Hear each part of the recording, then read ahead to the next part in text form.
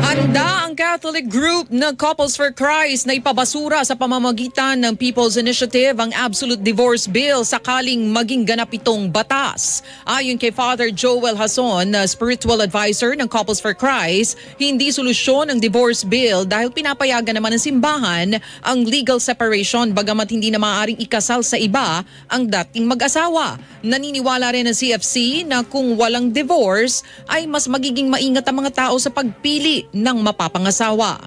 Hindi kailangang manatili ng babae at magpabugbog ng magpabugbog. Pero yung legal separation na yon is not the dissolution of the marriage. They may live separately, but the marriage bond remains.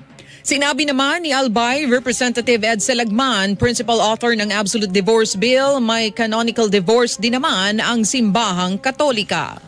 Masyadong maraming hypocrisy ang ginagawa ng